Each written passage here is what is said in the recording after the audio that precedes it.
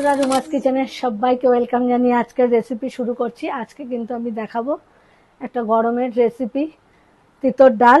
আর এটাতে পেটও ঠান্ডা থাকে, শরীরটাও ভালো থাকে, আর গরমে একটু হালকা হালকা খাবারই সবাই পছন্দ করে, তাই এটাও আপনাদের সঙ্গে আমি শেয়ার করছি। এখানে আমি মুগ ডাল একটু ধুয়ে নিয়েছি, 1 কাপ মুগ ডাল। এর সাথে আপনারা চাইলে মটরের ডালও ব্যবহার করতে পারেন, আমি মুগ ডাল করছি। আর একটুখানি আদা, 1.5 ইঞ্চি মতো আদা গ্রেট করে নিয়েছি। 4টে করলা এরকম স্লাইস করে কেটে নিয়েছি একটু সজনের ডাঁটা, আর একটু লাউ নিয়েছি। লাউ একটু বোটার দিকে, যে শক্ত জায়গার লাউটা থাকে বীজ ছাড়া যেটা, সেটাকে একটু এইভাবে ছোট ছোট করে কেটে নিয়েছি। তো বন্ধুরা সাথে থাকুন। দিয়ে দিচ্ছি কড়াইতে 1 মগ জল, ডালটা সেদ্ধ হওয়ার জন্য। দিয়ে দিচ্ছি জলের মধ্যে সামান্য একটু সরষের তেল। এরপরে দিয়ে দিচ্ছি ডালটা ধুয়ে রাখা।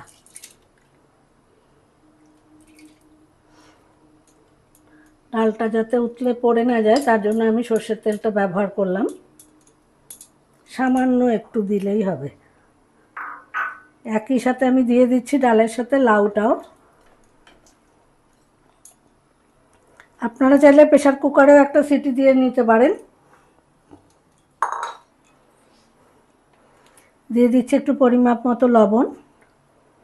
এরপর আমি ঢাকা দিয়ে দেব কিছুক্ষণের জন্য। বন্ধুরা 20 মিনিট বাদে দেখাচ্ছি। দেখুন একদম সেদ্ধ হয়ে গেছে, ডালটা পুরো গলে গেছে। এবার আমি ডালটা নামিয়ে সাইডে রাখছি। অন্য আরেকটা ফ্রাইং প্যান বসিয়ে দেবো, ওটাতে আমি উচ্ছেটা ভেজে নেব। দিয়ে দিচ্ছি একটু হলুদ, একটু লবণ।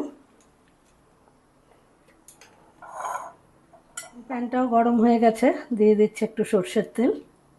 এবার উচ্ছেটা ভালো করে নুন হলুদ দিয়ে মেখে নেব, নিয়ে তেলে ছেড়ে দিচ্ছি।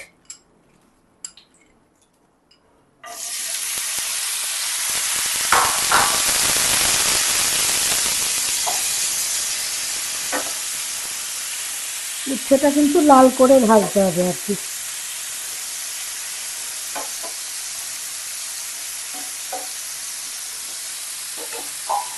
একটু ঢেকে দিচ্ছি। দেখুন একদম লাল লাল করে ভেজে নিয়েছি। এখন সামান্য একটু মাঝখানে সরষের তেল দেব, দিয়ে ফোড়নটা দেব।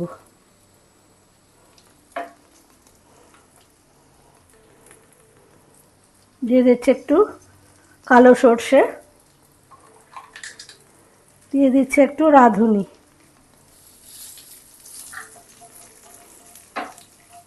একটু নাড়াচাড়া করে নেব।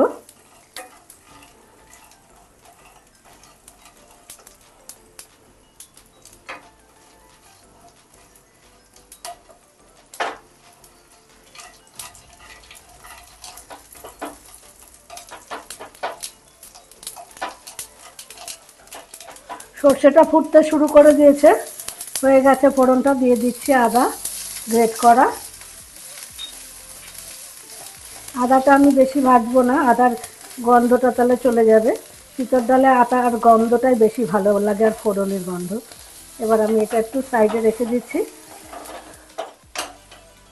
এবার ডালের মধ্যে এই সব উপকরণগুলো মিশিয়ে দেব।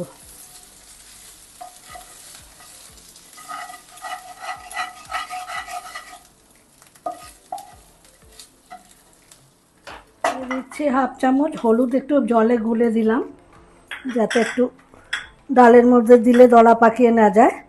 দিয়ে দিচ্ছি একটু মিষ্টি গুড়।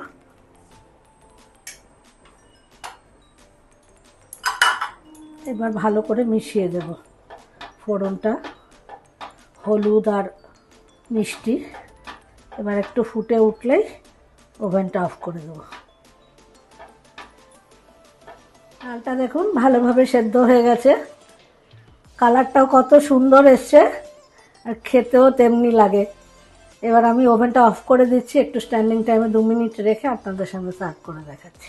তিতর ডাল কিন্তু আমার একেবারে রেডি, দেখতেই পেলেন কত সহজ, এবং এটা খেতেও খুব সুস্বাদু। বিশেষ করে এই সময় খেতে খুবই ভালো লাগে। বাড়িতে একদিন ট্রাই করবেন, খাবেন, দেখবেন। অনেকে হয়তো জানেন এটা, এই ডালটা, আবার অনেকে জানেন না, তাদের জন্য বলছি। বাড়িতে অবশ্যই একদিন ট্রাই করুন এই গরমের মধ্যে, খুব ভালো লাগবে, তখন রোজই বানাতে ইচ্ছা করবে, খেতে ইচ্ছা করবে।